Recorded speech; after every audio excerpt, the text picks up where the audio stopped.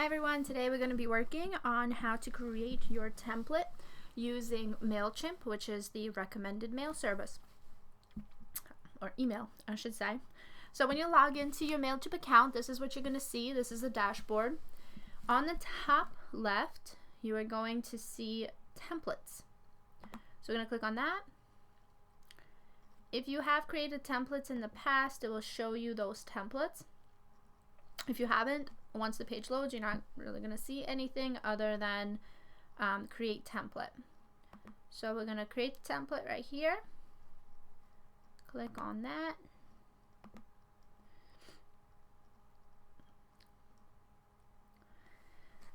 So you have a lot to choose from. A different kind of basic templates that you can choose, and then we're going to pretty them up. So the ones that fit you best is really up to you. You can look through quite a few of them. The ones on the bottom, I wouldn't recommend using unless you really know what RSS is or whether you want to use sidebars. Keep in mind that sidebars are often don't look that great on mobile, so we may not want to go ahead and use those. What I recommend is just starting with one column, because there's a lot that you can do with it. So even if you start with the simplest one, you can definitely create more fancier designs, I guess you can say. So once you choose your template, this is all you're going to see, right? So now we're going to figure out how to make it look pretty for you. The first thing we're going to go to is design, which is on the top right of your editor. So here is a preview, and this is the editor itself. So I'm going to click on design, and here you'll see it says page. So the page is actually the background, the overall design and formatting, pre-header, which is right here, the header, which would be in this area, body, and then the footer. So the body is right here, and then the footer starts with these social media right here. The mobile styles and monkey rewards is not something you're gonna really worry about, because this is a mobile responsive as it is. Monkey rewards is if you want to include your MailChimp. If you're using a free MailChimp account, then it will automatically include monkey rewards, which will basically just on the bottom say created by MailChimp. So let's click on the page so you see what's there. So here's where you can choose your background color. Okay. Now a background color is something that should, again, represent your brand, go with your logo, but typically, and this is not for every business, but typically lighter colors are best, or something that's bright, again, vibrant. Even if you are, let's say, in something legal, or something that uses blue colors, there's a lot that you can do with it, but you can play around with that. Even though this is darker, it's still pretty vibrant, and it does catch attention. So that's for the background. You can also have a border. This is the thickness of the border, and then this would be the color. So let's make the color, that way you can see it a little darker. Okay, so this is the actual border of the top of the email. If you see, it actually came up over here. If you want an email border, which would cover your page, you can play around with that as well. You can see how it created a border around that.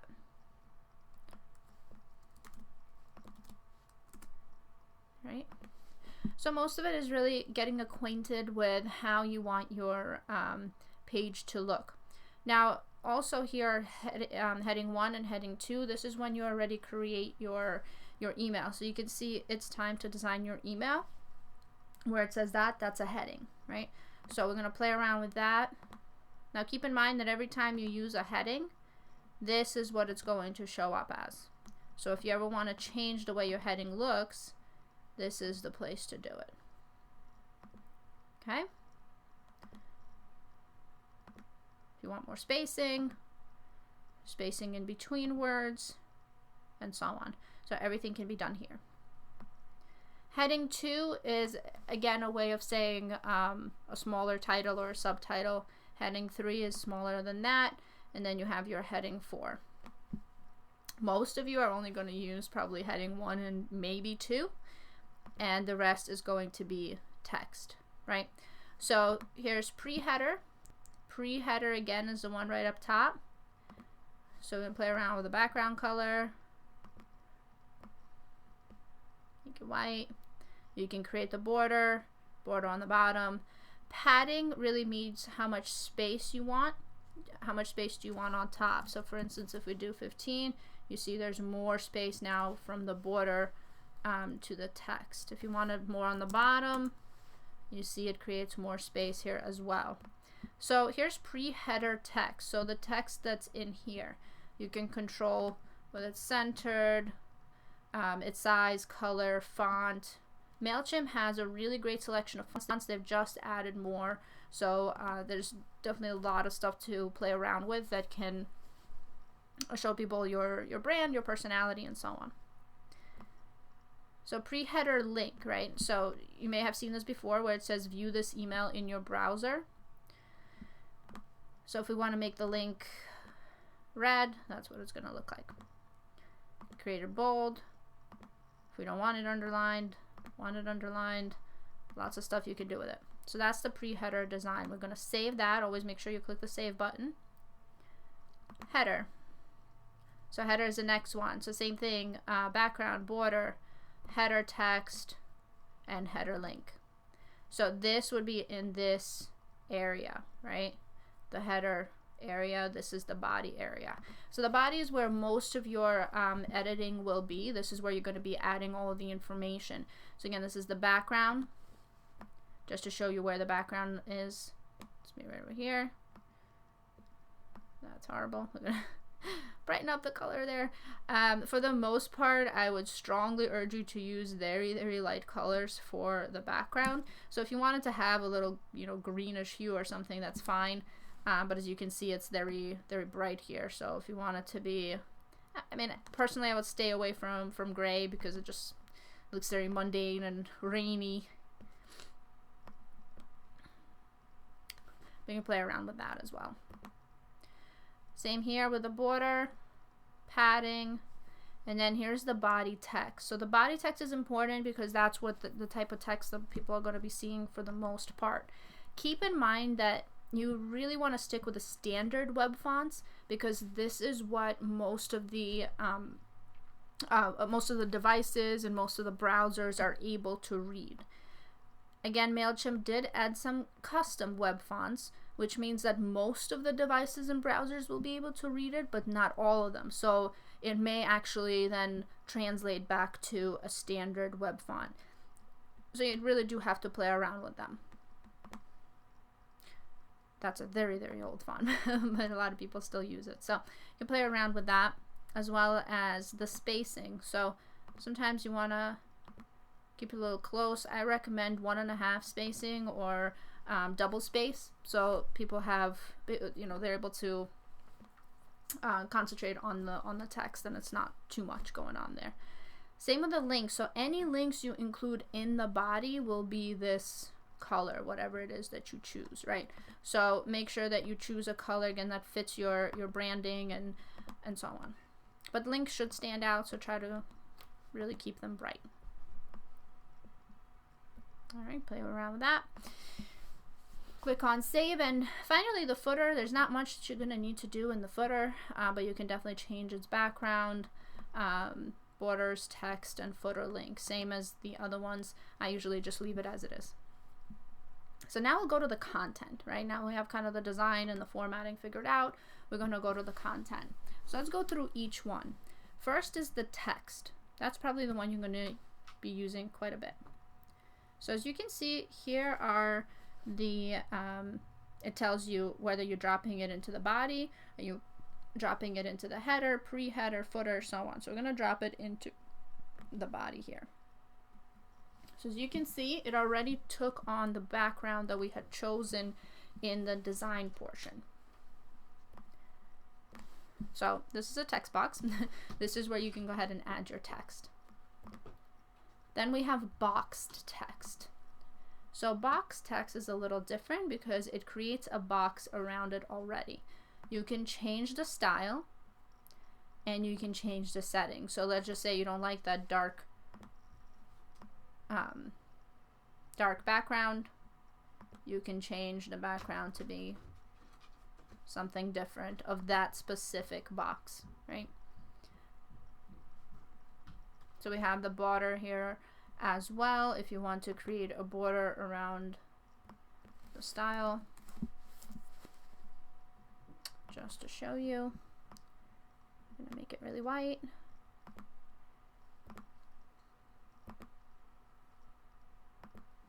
And there it is. So you can play around with that. Again, the more you want to keep your design consistent, but if you want to highlight something, this is a great way of doing that. There's also the divider. So anytime I start a new topic or include a new blog, I want for there to be a divider.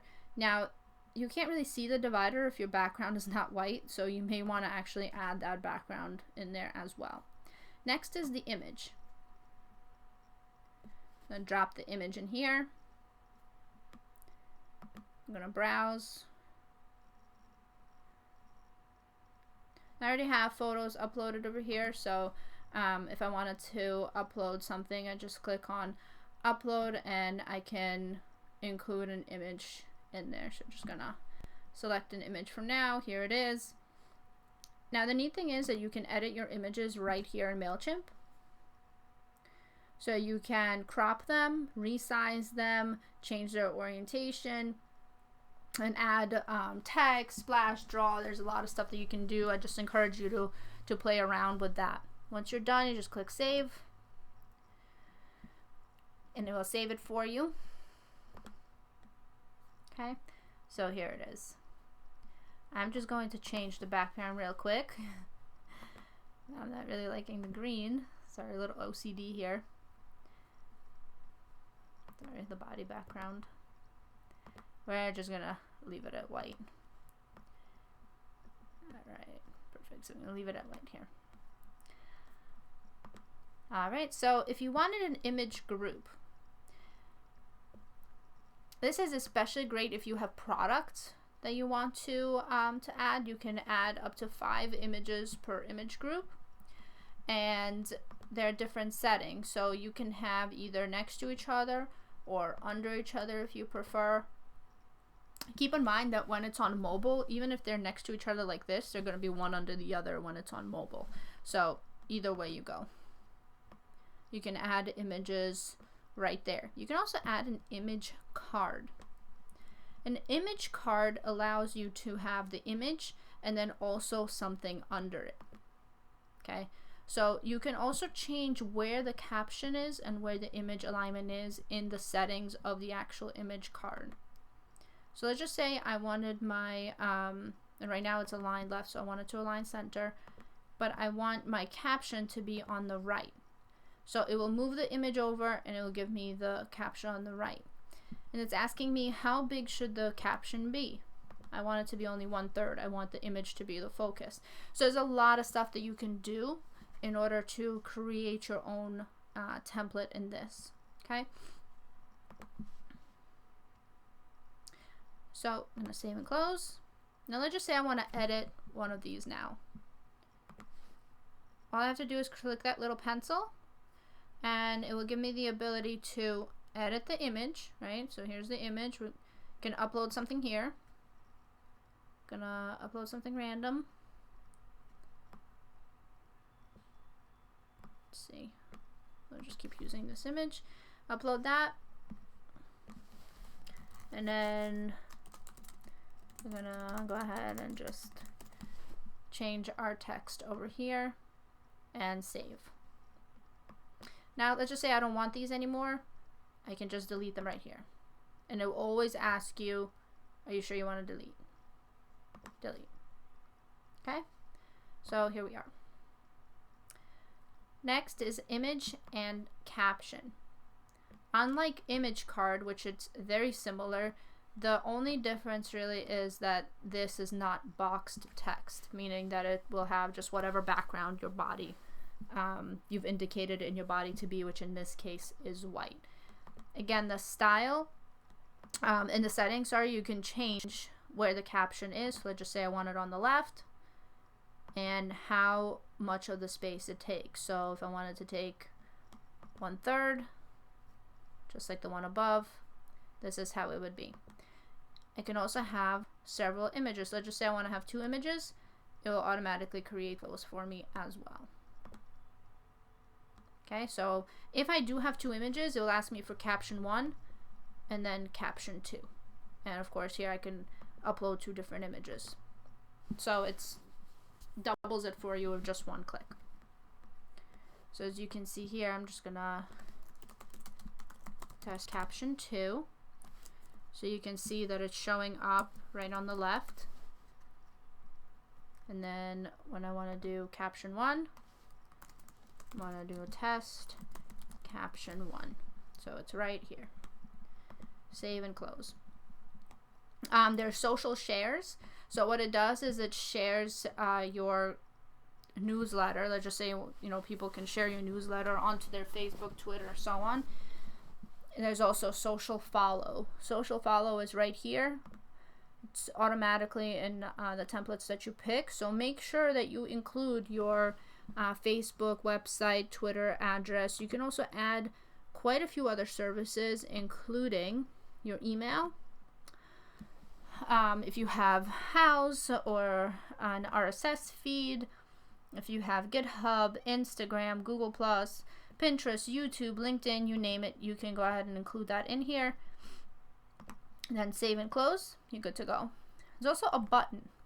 Now buttons are really neat for if you're writing, if you're including some blogs and you're not going to include the whole blog in it because that would be way too much. So you can give them just a little bit of the blog to get them interested, and then here you can include read more, and then include a link to that blog on your website. Again, newsletters are a great way to drive traffic there, right? So you can change the style. Just say you don't like that background, maybe you want it a little darker. There it is.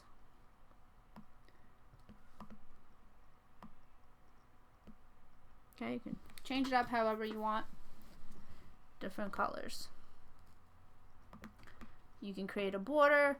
Sometimes a border can help, especially if you have several buttons, but there's one thing that you really want to stand out. Border can be a great way of doing that. And then there's also the text. You can change the color of the text, the font, and so on. For settings, maybe you want it to the left. I just like to keep it center.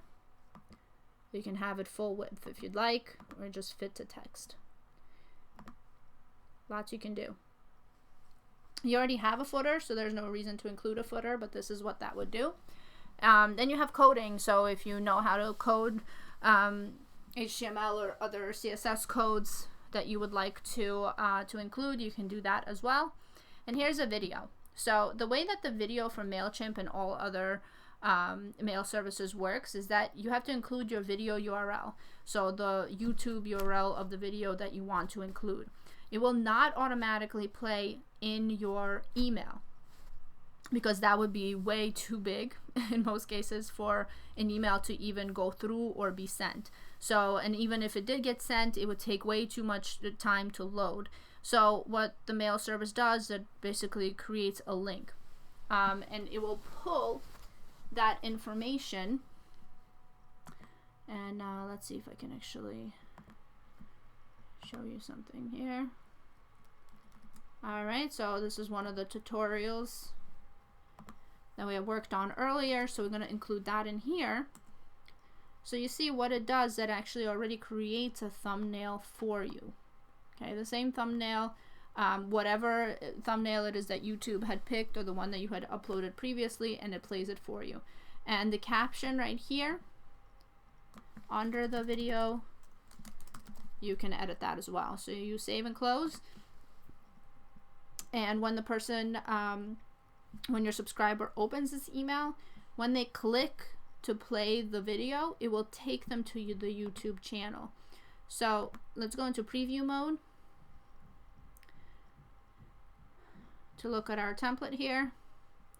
Obviously a very test template. But if we want to play the video, They click on that.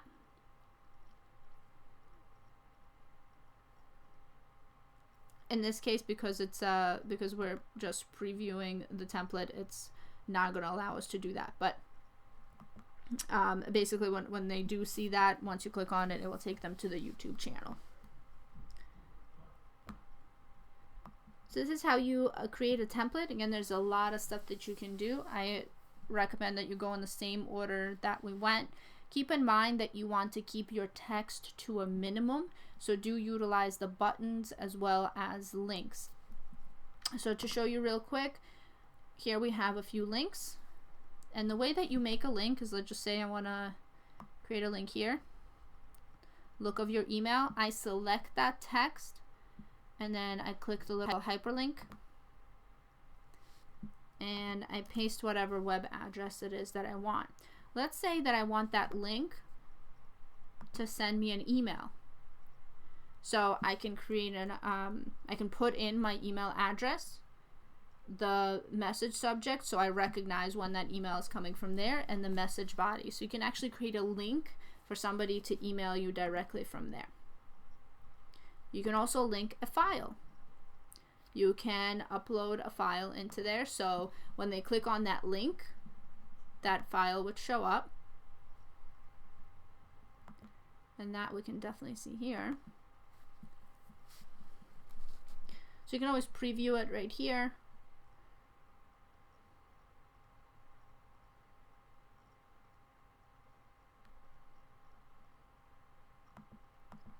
Nope, do we not save it? Okay, so the mobile would look something like this. I might have not saved it. So you can check on mobile and different inboxes as well, which for the most part would not be applicable. Once you're done, you just click the X over here. Oh, I didn't save it, that's why. I'm going to save it and preview it one more time. So again, always make sure you save, because otherwise it's not going to show it for you. So just say I attached that image there. Here it is. Right, so I actually take them to that file. This way you can include PDF files, maybe, you know, some ebooks or something that you have written. You can actually include it in there as well. It's not just to lead them to a website. And that's how you build a template. Lots of stuff that you can do. Again, if you have any questions, please submit them to TWC Success Circle so we can help you specifically with your template. Thanks.